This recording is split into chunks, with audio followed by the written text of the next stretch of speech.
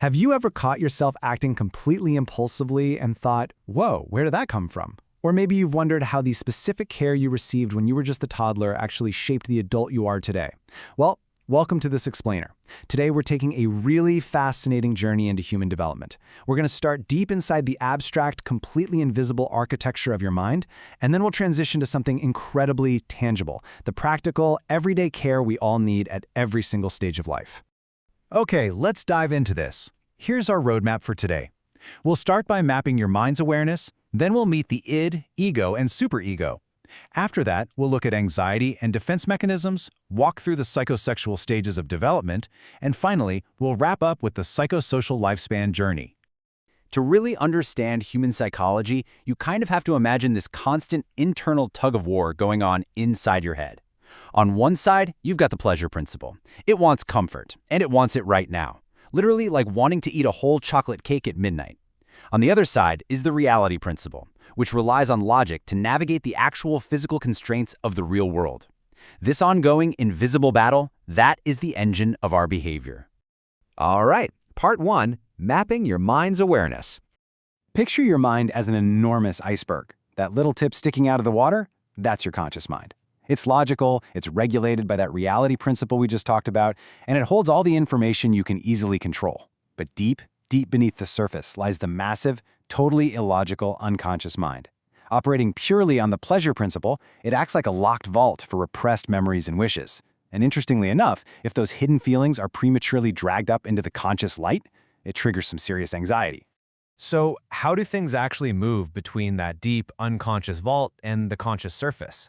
Well, they pass right through the waterline of our iceberg, the preconscious, or what we often call the subconscious. This is the middle ground. It holds experiences and feelings that aren't in your immediate focus, but you can easily recall them if you try.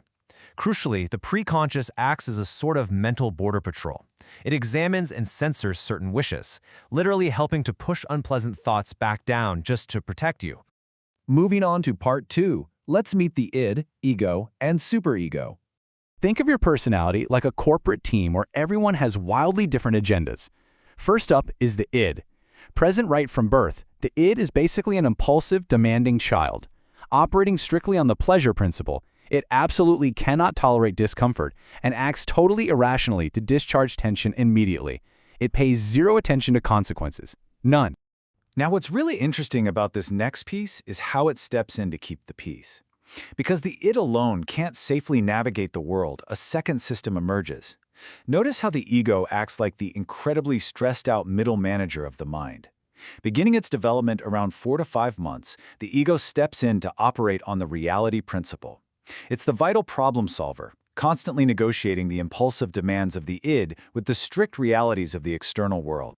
And finally, we have the superego, which develops a bit later, usually between 3 to 6 years of age. If the id is the impulsive child and the ego is the tired manager, the superego is for sure the strict parent. It internalizes all the values, ideals, and moral standards of your parents and society. It consists of your conscience and your ego ideal. And while it is absolutely necessary for us to function in society, it can be a harsh critic. When you violate its moral codes, the superego is that nagging voice that punishes you with a heavy dose of guilt. Which brings us to part 3, anxiety and defense mechanisms. With these 3 wildly different characters crashing around in the same mental space, conflict is, well, completely inevitable. And that creates a highly uncomfortable state, anxiety. To survive this internal tension, the ego develops defense mechanisms. These are unconscious tools that deny, falsify, or distort reality just enough to make it feel a little less threatening to your conscious mind.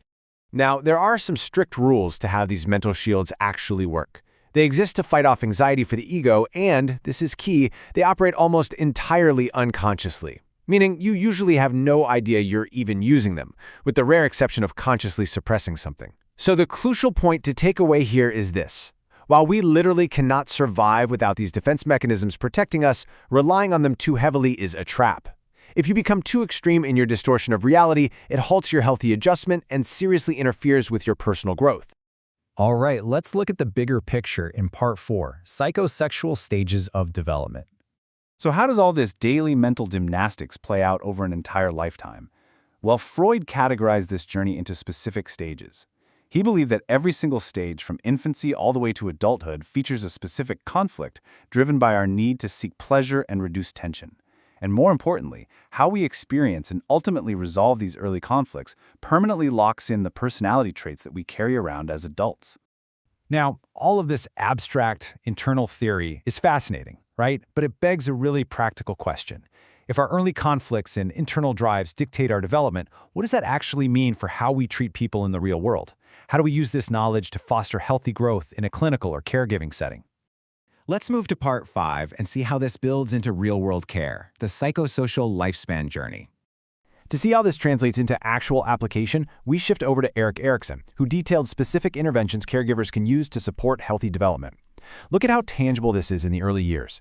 In infancy, it's all about establishing fundamental trust, simply holding them, comforting their pain, and meeting basic hygiene needs. As they grow into early and late childhood, the focus shifts heavily to autonomy, like allowing them to self-feed or manage their own clothes.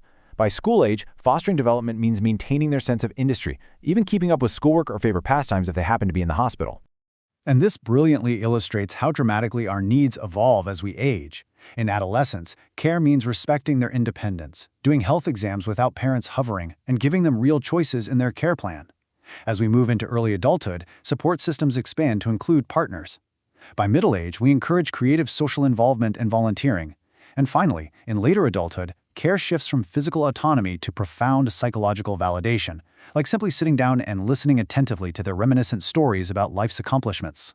As a reminder, human development is this continuous, incredible journey from infancy to adulthood. Today, we've traveled from the hidden, icy depths of the unconscious mind all the way to the highly visible, practical actions of human care. So I want to leave you with this final thought to reflect on. Are we merely surviving our internal impulses, or are we actively shaping our lifelong journey of growth and human connection? Thanks so much for joining me on this explainer, and keep exploring the amazing architecture of the human mind.